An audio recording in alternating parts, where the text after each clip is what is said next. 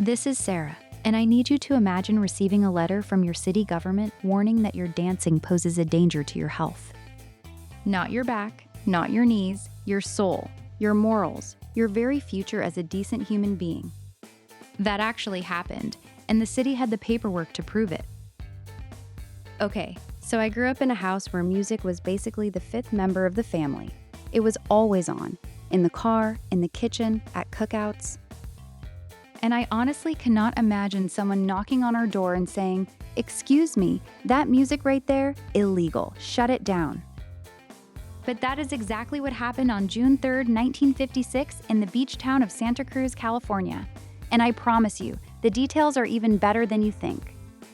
It is a Saturday night in Santa Cruz. 200 teenagers have piled into the Civic Auditorium, buzzing with excitement, because a saxophone player out of Los Angeles named Chuck Higgins is in town. His band has a regional hit called Pachuco Hop, and if you have never heard it, I want you to picture the kind of song that makes your feet move before your brain even gets a vote. For 3 solid hours, those kids dance. They are having the time of their lives, and then, just after midnight, the police walk in. Lieutenant Richard Overton surveys the scene, and what he writes in his police report that night is truly one of my favorite pieces of American writing. He declares that the crowd is engaged in suggestive, stimulating, and tantalizing motions. The music, he warns, is so provocative that the crowd might become uncontrollable. So he shuts the whole thing down, 40 minutes early, sends 200 teenagers home in disgrace, and the band, Chuck Higgins and his orchestra, is told to leave Santa Cruz and never come back. The very next morning, June 3rd, 1956, the Santa Cruz police chief makes it official. Rock and roll is hereby banned at all public gatherings in the city. The Santa Cruz Sentinel runs it on the front page. The reason given? The music is, and again, I need you to really sit with this, detrimental to both the health and morals of our youth and community. They call dancing a health hazard. Now here's where it gets delicious. The story goes viral, 1950s style. Wire services pick it up. Newspapers across the country run it. And Santa Cruz, a little beach town, is suddenly national news. Within 2 weeks, cities in New Jersey and Texas announce similar bans. Boston bans rock and roll concerts. Other towns follow.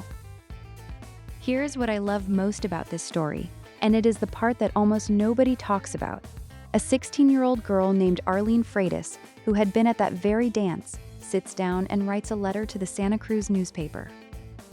And she does not mince words. She calls out the prejudice in the police report. She points out that the exact same kind of dancing had happened at their Halloween dance the year before with a white band, and nobody said a word.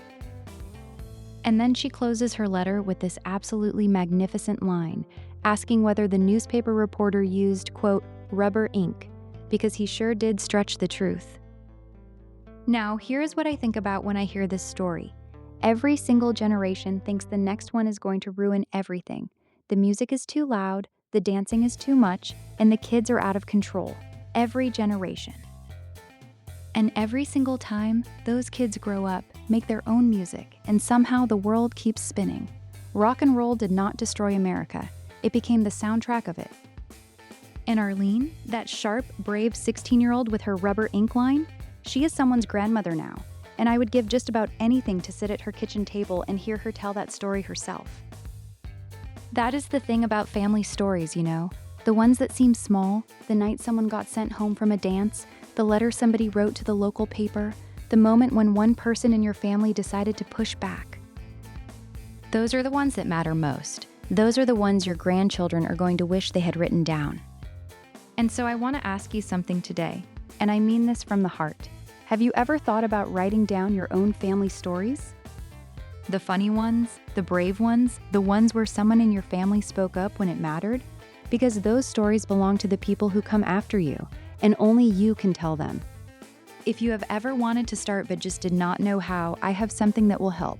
Right below this video, there is a free family story writing guide, and it is yours, no strings attached. It is the easiest, most encouraging place to begin, because your stories are worth keeping. Your family's history is worth telling. If this story made you smile, share it with someone who needs a good one today. And come back tomorrow, because history sparks every single day, and we are just getting started. Subscribe so you never miss a story, and bring someone with you. The more, the merrier. I will see you next time.